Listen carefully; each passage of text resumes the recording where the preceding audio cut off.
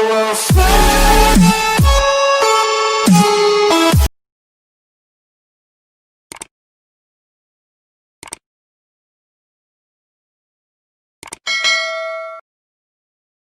Hello friends, welcome back to my YouTube channel. दोस्तों, आज मैं इस वीडियो में रिच डैड पुअर डैड के अध्याय 6 के बारे में बताऊंगा। इस अध्याय में पांचवा सबक है, अमीर लोग पैसे का आविष्कार करते हैं। अगर आपको इसे पूरा समझना है तो वीडियो को बिना स्किप किए एंड तक जरूर देखें। पिछली रात रॉबर्ट कियोस्की ने लिखना बंद कर दिया और वे टीवी कार्यक्रम देखने चले गए। टीवी पर अलेक्जेंडर ग्राहम बेल के जीवन के बारे में बताया जा रहा था। ग्राहम बेल ने सबसे पहली बार टेलीफोन बनाया था और उनकी नई खोज की बाजार में बहुत मांग थी। उसके बाद इन्होंने टेलीफोन का पेटेंट करवाया और उस समय की सबसे बड़ी कंपनी में गए। उस समय की सबसे बड़ी कंपनी का नाम था Western Union. Graham Bell Western Union के मालिक के पास गया और उनसे कहा कि वे उनके इस पेटेंट को $1 लाख में खरीद लें। वेस्टर्न यूनियन के मालिक ने इस प्रस्ताव को यह कहकर मना कर दिया कि उनके द्वारा मांगी जाने वाली रकम बहुत ज़्यादा है। उसके बाद सबको मालूम ही है कि क्या हुआ। खरबों डॉलर के बिजनेस का जन्म हुआ। उसके बाद रॉबर्ट कियोस्की ने फिर एक समाचार देखा। यह समाचार बिल्कुल इसके पहले वाले समाचार के विपरीत था। इस समाचार में एक कंपनी अपने वर्कर्स को निकाल रही थी, जिसके कारण उस कंपनी के वर्कर्स नाराज़ थे। फैक्ट्री के सामने एक 45 साल का वर्कर अपनी पत्नी और 2 बच्चों के साथ खड़ा था। वह अपने कंपनी के मालिक के पास जाता और उनसे विनती करता कि उसे नौकरी से ना निकाला जाए। हाल ही में उस 45 साल के वर्कर ने एक घर खरीदा था और उसे इस बात का डर था कि अगर उसे कंपनी से निकाल दिया जाएगा तो उसे वह घर बेचना पड़ेगा और वह सड़क पे आ जाएगा। इसे पूरी दुनिया देख रही थी। यह कहने की ज़रूरत नहीं है कि इसने मेरा ध्यान खींच लिया। इन सभी समाचारों को देखने के बाद रॉबर्ट कियोस्की को लगा कि आने वाले कुछ सालों बाद अमीर और गरीब लोगों में बहुत बड़ा अंतर पैदा हो जाएगा। अमीर लोग और ज़्यादा अमीर होते जाएंगे और गरीब लोग और ज़्यादा गरीब होते जाएंगे। रॉबर्ट कियोस्की ने हजारों बच्चों को पढ़ाया है और उन्होंने एक बात नोटिस की है कि जो चीज़ हमें पीछे ढकेलती है वह है खुद के बारे में शंका। जी हाँ दोस्तों, जब तक हम खुद पर यकीन नहीं करेंगे तब तक हम कुछ नया नहीं सीख पाएंगे। आत्मविश्वास की कमी के कारण ही बहुत से लोग पीछे रह जाते हैं। इस अध्याय में बताया गया है कि हम सभी के अंदर एक बहादुर, प्रतिभाशाली और जोखिम लेने वाला चरित्र मौजूद होता है, परंतु हम सभी के अंदर एक दूसरा पहलू भी होता है जो ज़रूरत पड़ने पर अपने घुटने टेक कर भीख भी मांग सकता है। रॉबर्ट कियोस्की बताते हैं कि अपने फाइनेंशियल बुद्धि को विकसित करने के लिए तकनीकी ज्ञान भी जरूरी है और साहस भी। वह यह भी बताते हैं कि एक आदमी की प्रतिभा का सबसे बड़ा दुश्मन है बहुत ज़्यादा डर और आत्मविश्वास की कमी। अगर आपको बहुत ज़्यादा डर लगता है और आपके अंदर आत्मविश्वास की कमी है तो आपकी प्रतिभा का दमन हो जाता है। रॉबर्ट कियोस्की कहते हैं कि अपने काम में रिस्क लें और अपनी प्रतिभा को उजागर करें, परंतु उनसे कई बार यह सवाल पूछा गया है, जब हम अपनी ज़िंदगी आराम से जी रहे हैं तो रिस्क क्यों लिया जाए। तब रॉबर्ट कियोस्की जवाब देते हैं, केवल इसलिए ताकि आपके पास ज़्यादा विकल्प हो और आप अपनी फाइनेंशियल बुद्धि को विकसित कर सकें। आने वाले समय में आप देखेंगे कि जो लोग बहादुरी से अपने काम को करेंगे और आने वाले बदलाव के अनुसार जो लोग खुद को बदल लेंगे वे लोग सफल हो जाएंगे, और जो लोग पुराने सिद्धांतों में जकड़े रहेंगे वे लोग हमेशा असफल रहेंगे। एक बार रॉबर्ट ने अपनी पत्नी से कहा कि धोबी ने मेरे पैंट को सिकोड़ दिया है, तो उनकी पत्नी ने उन्हें बताया कि इसमें धोबी की कोई गलती नहीं है। उनकी पत्नी ने उनकी पेट की तरफ उंगली दिखाते हुए कहा कि पैंट नहीं सिकुड़ा है बल्कि कोई और चीज़ बाहर फैल गई है। उनकी पत्नी ने बताया कि उनका पेट बाहर आ रहा है। इन सब का मतलब यह है कि दूसरों को दोष देने से पहले खुद पर ध्यान दो। अगर आपको इस दुनिया के साथ चलना है तो आपको इसके अनुसार बदलना होगा। अगर आपको नंबर नहीं समझ में आते हैं तो आप इसे सीखें। वह चीज़ जो आपको नहीं आती है वह सीखें, तभी आप इस दुनिया में खुद को विकसित कर सकते हैं। उदाहरण के तौर पर हाई स्कूल के समय में मेरा एक दोस्त था जिसकी सबसे पहले नौकरी लगी थी। मेरे सभी दोस्तों में उसने सबसे पहले पैसा कमाना शुरू कर दिया था, परंतु आज वह 3-3 नौकरियां कर रहा है, क्योंकि उसने उस नौकरी को अपने जीने का आधार मान चुका था। वह पुराने विचारों से आज भी चिपका हुआ है, इसलिए उसे जिंदा रहने के लिए जितना पैसा चाहिए उतना पैसा कमाने के लिए वह आज भी 3-3 नौकरियां कर रहा है। इसीलिए समय रहते मौके का इस्तेमाल करें, तभी आप सफल हो पाएंगे। रॉबर्ट कियोस्की के अमीर पिता हमेशा कहते थे कि अवसर आते हैं और चले जाते हैं। अमीर लोग इसे समझकर इसका फ़ायदा उठा लेते हैं, जबकि गरीब लोग इसे नहीं समझ पाते हैं, इसलिए वे हमेशा गरीब बने रहते हैं। फाइनेंशियल बुद्धि विकसित करने का एक फ़ायदा यह भी है कि आप उस तरह के इंसान होते हैं जो अपनी किस्मत खुद बनाता है। जो होता है उसे होने देते हैं और उसे बेहतर में बदलने की क्षमता रखते हैं। बहुत कम लोग ही इसे समझ पाते हैं कि अपनी किस्मत हम खुद ही बनाते हैं। अगर आप उस तरह के इंसान हैं जो केवल मौके का इंतज़ार करते हैं और सभी चीज़ को अपने अनुसार होने का इंतज़ार करते हैं, वे लोग ये सोचते हैं कि जब रास्ते की सभी लाइटें हरी हो जाएंगी तभी घर से निकलेंगे। इस तरह से तो वे कभी घर से नहीं निकल पाएंगे। वे लोग ना तो कभी मौके को समझ पाते हैं और ना ही कभी कुछ शुरू कर पाते हैं। ऐसे लोग हमेशा असफल रहते हैं। पैसा बनाने का एक आसान उदाहरण इस अध्याय में दिया गया है। 1990 में फिनिक्स की अर्थव्यवस्था बहुत कमज़ोर थी। उस समय रॉबर्ट कियोसाकी एक टीवी प्रोग्राम देख रहे थे। उसमें एक फाइनेंशियल प्लानर पैसे बचाने के बारे में बता रहा था कि आप हर महीने $100 बचाइए और 40 सालों में आप भी करोड़पति बन सकते हैं। हर महीने एक निश्चित रकम बचाना भी एक अच्छा विचार है, परंतु अमीर लोग इसे नहीं मानते। $100 हर महीने बचत करो, उसके 40 साल बाद जाके आप अमीर बनोगे।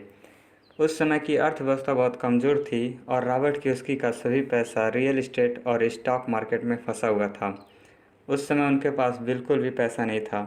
उन्हें लगा कि आने वाले समय में घर के दाम बढ़ेंगे, इसलिए वे अपना पैसा घर खरीदने में इन्वेस्ट कर रहे थे। इसके बाद रॉबर्ट कियोसाकी अपने एक दोस्त के पास गए और उससे उन्होंने $200 का लोन लिया और उस पैसों से उन्होंने घर खरीदने का निर्णय लिया। उस समय में $75,000 का घर $20,000 में या उससे कम में खरीदा जा सकता था। इसीलिए उन्होंने $75,000 का घर $20,000 में खरीद लिया। घर खरीदने के बाद उन्होंने न्यूज़पेपर में एक ऐड दिया कि $75,000 का घर केवल $60,000 में मिल रहा है। उसके बाद उनका फ़ोन एकदम से व्यस्त हो गया। बहुत से लोग उस घर को खरीदना चाहते थे और थोड़ी ही देर में वह घर बिक भी गया। $20,000 का घर $60,000 में बिक गया, यानी $40,000 का मुनाफा। उन्होंने अपने मित्र का लोन ब्याज के साथ दे दिया तो उनका मित्र भी खुश हो गया और घर खरीदने वाला भी खुश था, क्योंकि $75,000 का घर उसे $60,000 में ही मिल गया था और मैं तो खुश था ही। और इस तरह रॉबर्ट कियोसाकी ने 5 घंटों में $40,000 कमा लिए। इसी तरह उन्होंने कई प्रॉपर्टीज़ को ख़रीदा बेचा और इसी तरह खरीदते बेचते इन्होंने $1,90,000 कमा लिए थे, वो भी लोन लिए हुए पैसों पर। उन्होंने इन सभी पैसों को अपनी कंपनी की कारों, पेट्रोल, बीमा, ग्राहकों के साथ डिनर इत्यादि में खर्च कर दिए। जब तक सरकार की इस पर नज़र पड़ती और वह इस पर टैक्स काटती, तब तक इन्होंने उन पैसों को खर्च कर दिए थे। अब आप अनुमान लगा सकते हैं कि $100 हर महीने बचत करना अच्छा है या फिर अपने पैसों को कहीं इन्वेस्ट करना। अगर आप हर महीने $100 बचाते हैं तो आप 40 सालों बाद करोड़पति बनेंगे, परंतु अगर आप उन पैसों को कहीं इन्वेस्ट करेंगे तो आप कुछ सालों में ही करोड़पति बन सकते हैं। रॉबर्ट कियोसाकी को यह नहीं मालूम था कि यह सही था या फिर गलत, परंतु यह $100 हर महीने बचत करने से बेहतर था। जो घर उन्होंने $60,000 में बेचा था, उसके 5 साल बाद उस घर की कीमत $1,10,000 हो चुकी थी। इन सब के बाद भी रॉबर्ट कियोसाकी आज किराए के मकान में रहते हैं, क्योंकि उस घर के टॉयलेट और छत सही करवाने के पैसे नहीं देने पड़ते। इस अध्याय में 2 सलाह दी गई हैं। अब आप बताइए कि इसमें से कौन सी सलाह बेहतर है। कड़ी मेहनत करो, पैसे कमाओ और उस पैसे पर टैक्स दो। उसके बाद जो बचे उससे बचत करो और उस बचत पर 5% ब्याज मिलने के बाद फिर से एक बार टैक्स लग जाता है। या फिर पैसे की समझ विकसित करने के लिए खुद को समय दो और अपने दिमाग और पैसे को संपत्ति वाले कॉलम की ताकत में इस्तेमाल करो, ताकि तुम अपने पैसे पर टैक्स देने से बच सको। अब आप ही बताइए कि इनमें से कौन सी सलाह बेहतर है। ये सब बताने का मकसद यही है कि अमीर लोग कहीं ना कहीं से पैसे बनाने का रास्ता खोज लेते हैं। उदाहरण के लिए 1989 में रॉबर्ट कियोसाकी ओरेगॉन के पोर्टलैंड में एक खूबसूरत जगह में जॉगिंग किया करते थे। वहाँ पर बहुत छोटे छोटे सुंदर घर बने हुए थे। वे छोटे थे और सुंदर भी थे। हर जगह बिकाऊ है के बोर्ड लगे हुए थे। उस समय वहाँ की अर्थव्यवस्था बहुत कमज़ोर थी और स्टॉक मार्केट में क्रैश हुआ था। उन्होंने एक बिकाऊ है का बोर्ड देखा जो काफ़ी लंबे समय से लगा हुआ था। यह बहुत पुराना दिख रहा था। एक दिन जॉगिंग करते समय उनकी मुलाकात उस घर के मालिक से हुई। घर का मालिक बहुत परेशान था, क्योंकि वह घर 1 साल से नहीं बिका था। तब रॉबर्ट कियोसाकी ने उनसे पूछा कि आपने घर की क्या कीमत लगाई है। तब मकान मालिक ने मुस्कुरा कर कहा कि आप ही इस घर की कीमत लगा लीजिए। 1 साल से इस घर को कोई खरीदने तक नहीं आया। रॉबर्ट कियोसाकी ने उस घर को अच्छी तरह से देखा और उस घर को $20,000 में खरीद लिए, जो मकान मालिक से मांगी गई रकम से बहुत कम थी। उस समय की अर्थव्यवस्था बहुत कमज़ोर थी, इसलिए रॉबर्ट कियोसाकी ने उस घर को नहीं बेचा। उन्होंने उसे रेंट पर दे दिया, जिससे $40 हर महीने उन्हें मिलते थे। वे जानते थे कि कभी न कभी रियल इस्टेट का बाज़ार ज़रूर बढ़ेगा। 1 साल बाद वह मौका आया। उस जगह के रियल इस्टेट के बाज़ार में बढ़ोतरी हुई और कैलिफोर्निया से लोग आने लगे ज़मीन की खरीदारी करने के लिए, और उन्होंने उस घर को $95,000 में बेच दिया। उन्होंने इस घर को $20,000 में ख़रीदा था और $95,000 में बेच दिया। इसी तरह इन्होंने एक और मकान खरीदा जिसका मालिक जर्मनी में रहता था। उस मकान मालिक को इस घर की कीमत का अंदाज़ा नहीं था, तो रॉबर्ट कियोसाकी ने उस घर को $3 लाख में ख़रीद लिया और उन्होंने उस घर को 2 साल बाद $4,95,000 में बेच दिया। इस तरह खरीदते बेचते रॉबर्ट कियोसाकी को इसका ज्ञान हुआ और आज वह प्रॉपर्टी को देखकर यह बता सकते हैं कि यह प्रॉपर्टी प्रॉफिट देगा या फिर नहीं। रॉबर्ट कियोसाकी बताते हैं कि मुझे आज इतना ज्ञान है क्योंकि मैंने इन सभी चीज़ों में अपना समय दिया है और मेहनत की है और जीत भी हासिल की है। मैंने अपनी गलतियों से ज़्यादा सीखा है। यह एक खेल है जिसमें वही लोग जीतते हैं जिन्होंने इसमें अपना समय दिया हो और कड़ी मेहनत के साथ साथ अपनी फाइनेंशियल बुद्धि का भी प्रयोग करते हों। और इस खेल में वे लोग हारते हैं जिन्होंने इस खेल को कभी शुरू ही नहीं किया। कई लोगों को यह जुआ लगता है, परंतु अगर आप जानते हैं कि आप क्या कर रहे हैं तो यह आपके लिए जुआ नहीं है। यह जुआ उन लोगों के लिए है जो लोग अपने पैसे को फेंकते हैं और भगवान से सफल होने की दुआ करते हैं। रॉबर्ट कियोसाकी ऐसे इन्वेस्टर बनने की कोशिश करते थे जो ऐसा मौका ढूंढे जो दूसरों को ना दिखाई दे। रॉबर्ट कियोसाकी कहते हैं कि स्कूलों में हमें सिखाया जाता है कि गलतियां करना बुरी बात होती है और गलतियों के लिए हमें सज़ा भी दी जाती है, परंतु अगर इंसानों की सीखने की प्रक्रिया पर नज़र डालें तो हम पाएंगे कि इंसान गलतियां करके ही ज़्यादा सीखता है। इस अध्याय के अंत में रॉबर्ट कियोसाकी बताते हैं कि सीखने के लिए बहुत कुछ है। आप जो जानते हैं वही आपकी सबसे बड़ी पूंजी है और आप जो नहीं जानते हैं वही आपका सबसे बड़ा जोखिम है। जोखिम तो हमेशा रहता है, इसलिए इससे बचने के बजाय इसे मैनेज करना सीखें।